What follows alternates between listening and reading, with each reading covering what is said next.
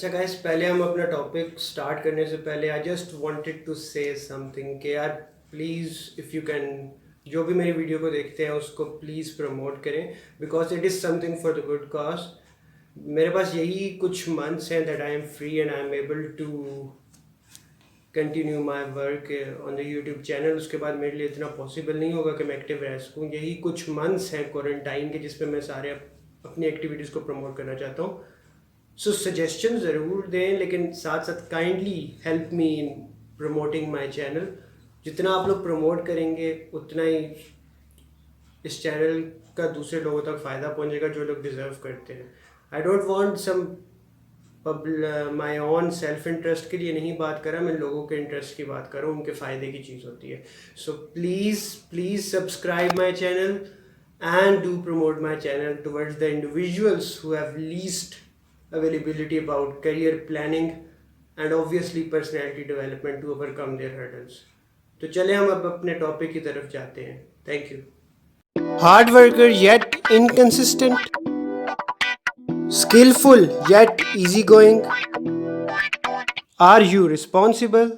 Today our topic is conscientiousness, which is an ability to be reliable and consistent in your work in the organization in which you are working. So आज का ये हमारा third और एक important trait है जो कि link है with your individual aspect while working in a social organization या सोशल सर्कल में। तो हम को रिलेट करेंगे कॉन्शियसनेस को with the first two trait of the personality development, that is agreeableness and extroversion, जिसके लिए आपको उनकी वीडियोस को गो थ्रू करना पड़ेगा प्रीवियसली। सो हम आते हैं सबसे पहले इसके पहले एस्पेक्ट की तरफ, जो कि है being responsible if you have high power of this trait and being unreliable if you have low power. Now, being responsible is one of the major aspect in any work or in any situation. अब आप responsible किस तरह हो सकते हैं? इसके लिए हमें जाना पड़ेगा एक्सट्रोवर्जन और एग्रीएबलनेस की तरफ। Now, you should have the ability to accept other opinions, जिसके लिए आपको कोई नेगेटिव थिंकिंग नहीं रखनी पड़ेगी उनके बारे में। ये हमारी एग्रीएबलनेस का एक एस्पेक्ट था। इसी तरह you should keep aside your own interest a bit, ताकि लोग आपको समझे कि आप एक रिस्पॉन्सिबल हैं, एक रिस्पॉन्सिबल सिटीजन है, एक रिस्पॉन्सिबल को वर्कर हैं जिससे हम मदद ले सकते हैं। इसी तरह चुप रहने से, इंट्रोवर्ट रहने से आप कुछ नहीं सीख सकते। You should be social, you should socialize your self in order to make people realize that you are responsible. लेकिन अगर आप अनरिलायबल है, आप बिल्कुल ही अनकंसिस्टेंट है अपनी वर्क में, आप मेहनत ही नहीं करते, आप सोचते ही नहीं है किसी के बारे में, आप अपने बारे में सोचते हैं कि दिस इज माई इंटरेस्ट, मैं इसको लेके चलूंगा चाहे इससे किसी को फायदा हो या ना हो, और I am the most intellectual person. तो being non reliable, unreliable is again a negative aspect. और रिस्पॉन्सिबल होना बहुत ज़रूरी है। ये कोर बेसिस फॉर्म करता है ऑफ योर एनीथिंग जो भी आप करना चाहते हैं। If you are responsible then you will have the ability to work hard, वरना आप वर्क हार्ड भी कर भी लेंगे तो उसका इतना फ़ायदा नहीं। Now if you are responsible, you are one of the dependable person in your organization or in any institution in which you work or study, yeah, whatever. So being dependable will help you getting more motivation, more satisfaction out of yourself, जो कि आपकी abilities और skills को और ज़्यादा enhance करेगी कि आप अपने आप को और expressive करें। जितना ज़्यादा आप self motivate होंगे, जितना ज़्यादा आप self satisfy होंगे, you will have more energy to invest on yourself more. इसके लिए सबसे पहले आपको रिस्पॉन्सिबल होना बहुत ज़रूरी है, और उसके बाद ही आप डिपेंडेबल होंगे तो तब आप सेटिस्फाई होंगे अपनी लाइफ से एंड ऑल दैट। तो इसीलिए पर्सनैलिटी डेवलपमेंट के जो ट्रेड्स है they form the basic core of your self satisfaction. लेकिन अगर आपके पास लो पावर है ऑफ कॉन्शियसनेस, तो आप डिसऑर्गेनाइज्ड रहेंगे अपने कामों में। डिसऑर्गेनाइज्ड रहने का मतलब ये है कि आपकी एक बैलेंस लाइफ नहीं है, एक बैलेंस बायोलॉजिकल साइकिल नहीं है जिसको आप फॉलो करके एक कंसिस्टेंटली वर्क करेंगे। इस तरह आप डिपेंडेबल नहीं हो सकेंगे अपनी ऑर्गेनाइजेशन में और ना ही आप रिस्पॉन्सिबल हो सकेंगे। So it is important to be responsible and then become one of the dependable person in the organization. Now you are responsible and dependable person.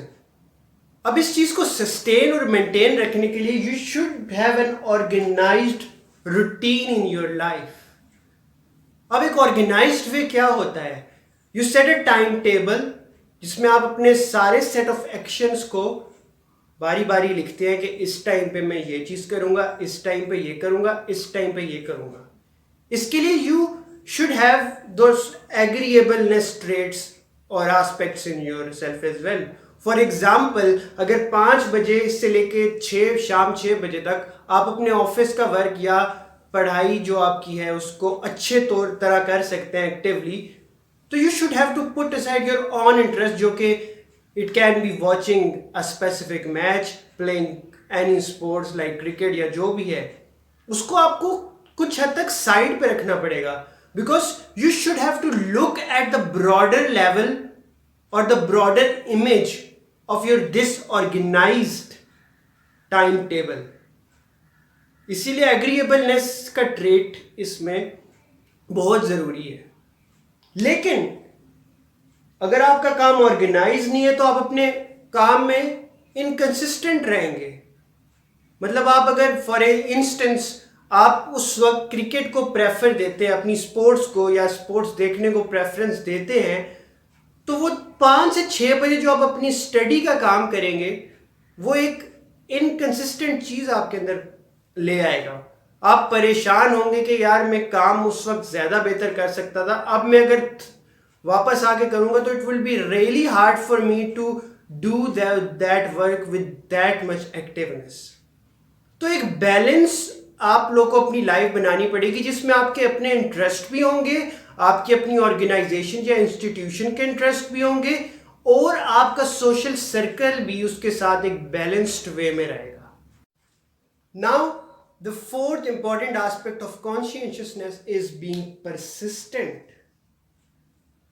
अब परसिस्टेंट का मतलब यह है कि you are consistent in your work for a longer period of time, या ऐसे set of actions या activities जिनको आप longer period of time के लिए follow करते हैं despite the criticism और disagreeableness of other people। ये बहुत ज़रूरी चीज़ है। अब आपने पहले 3 attributes जो हैं consciousness के adopt तो कर लिए, लेकिन उसको persistently follow करना है। मतलब longer period के लिए आपने consistently उसको follow करना है ताकि आप कॉन्शियसनेस के ट्रेट को अडॉप्ट कर सके। और इसके लिए आपको पहले 2 ट्रेट जो पर्सनैलिटी डेवलपमेंट के उनको साथ साथ चलाना जरूरी होगा। लेकिन nothing is easy going if you don't have power of persistent being persistent, तो you will take everything for granted. और ग्रांटेड लेने का मतलब यह है कि you have no way forward. आप किसी भी चीज को एक बैलेंस वे से फॉलो नहीं कर रहे, आप हर चीज को मजाक में ले रहे हैं। तो being persistent is very important.